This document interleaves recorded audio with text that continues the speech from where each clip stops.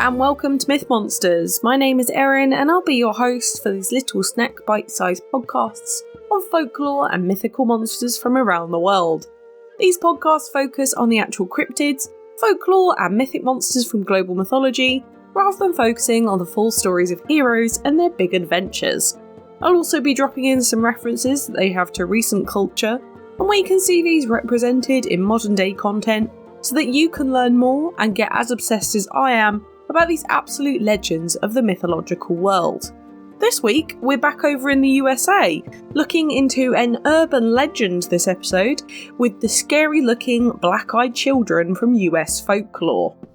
Black-eyed children, or black-eyed kids, also known as BEK for short, are described as looking like normal children around 8 to 12 years old, with either older Victorian traditional clothing or a hoodie with their hoods raised over their heads to obscure their faces. Behind the hoods are a pair of staring, soulless black eyes with absolutely no whites and some very strange robotic voices. They're said to knock on doors of houses and windows of cars to ask strangers to let them in. Once they're in, they would apparently kill the person in the enclosed space. But if they aren't allowed in, they will haunt you for the rest of your days. Also, if you do shut the door or window on them, they will disappear on resight and continuously bang on the glass until they get let in or until they get bored. You can kind of see that these monsters are very similar to vampires in the sense that they would need to be invited in, but we've also got a story confirming that later on too. And they've also obviously been associated with ghosts, with their immediate disappearance when they're not let in. Now, how do these monsters come about? According to a comic that discusses their origin, it's as if they're normal children, only changed by the killing of someone or all of their family. Now, I did say this was an American monster. However, this also has been seen in the UK throughout the 20th and 21st century too. But as always, we'll get onto that later. But for etymology, there isn't really anything in particular for this one, as you can probably tell with just the title of this monster. They are just called black-eyed children because they are children and have black eyes, funnily enough. However, the history behind this urban legend is what is really interesting here, and that's all based on the interpretation of children and the historical sightings of these monsters. They were first seen in 1996 in Texas by a reporter called Brian Bethel. He apparently had two children approach his car in a cinema parking lot, who asked for a ride to their mum's house for money for a ticket to the film. When the children spoke, Brian apparently felt very anxious as they came across as super robotic, so he refused. The kids then responded with, "We can't get in unless you let us," then revealed their black eyes under their hoods. Brian was frightened, so attempted to drive off, but the children banged on the car windows. As he pulled away quickly, the children seemingly disappeared into the night.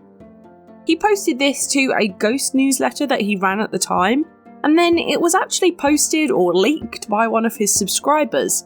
The post doesn't exist anymore, unfortunately. It was back in the 90s.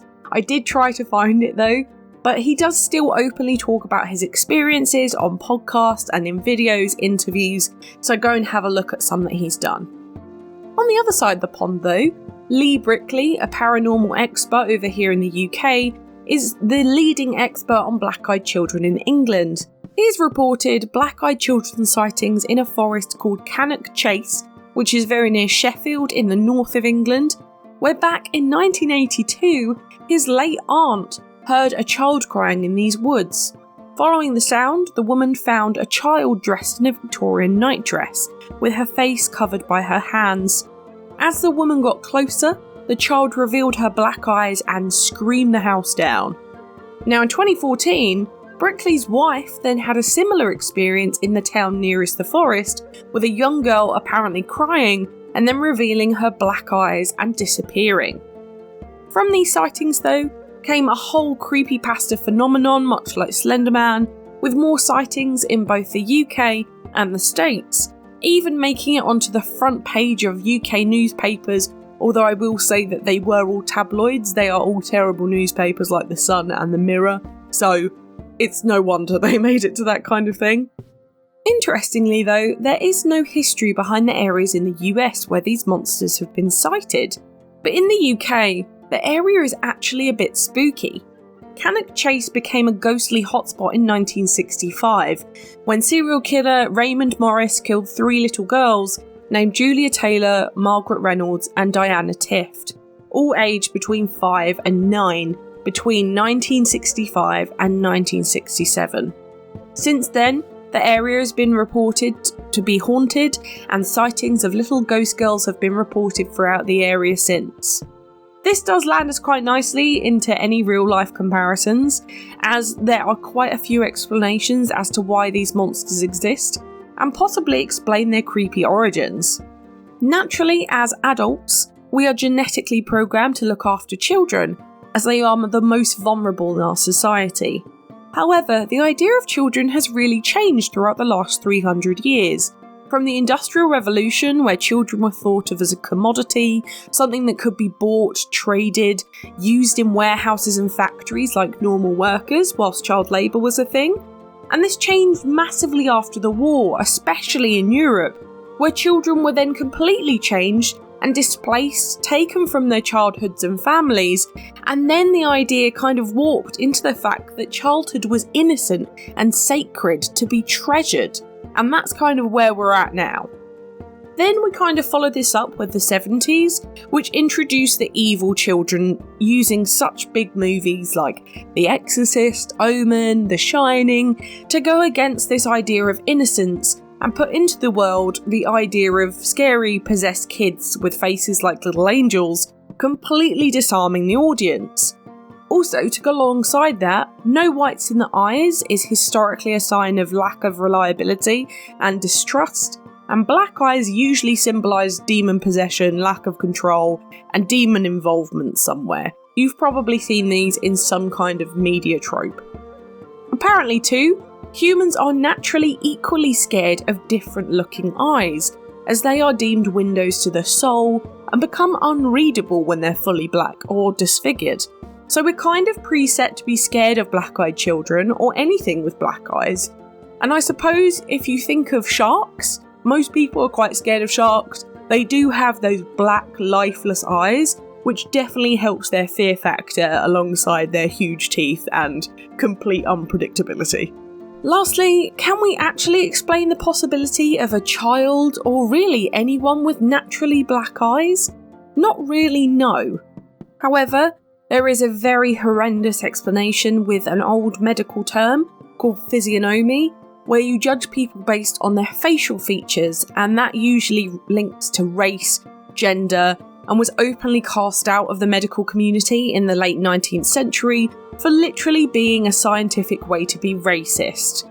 So that could link back to potentially the origin of these monsters way back when. In regards to kids killing their families though, it can also be explained with the Oedipus complex, the idea that children are drawn to killing their parents, and even Peter Pan syndrome, which is where children kill to keep their youth, basically trying to stay a child much like Peter Pan and reject adulthood. These two kind of mental conditions, or mental complexes I suppose, are very much a possibility as to where this kind of kids killing people comes from. Now, on to modern media, and that just really quite nicely ends us on. I would recommend looking at the BK comic, which has some incredible art on black-eyed children. It's what I've used in all of the advertising this week. Has a really good story around BK2, including their origin, but otherwise check out some independent art as always. They're not covered in traditional art because of their age and because of their general urban legend cryptid nature. But in movies, we have one specifically, The Black-Eyed Children, Let Me In. You can look at that as an actual Black-Eyed Children film.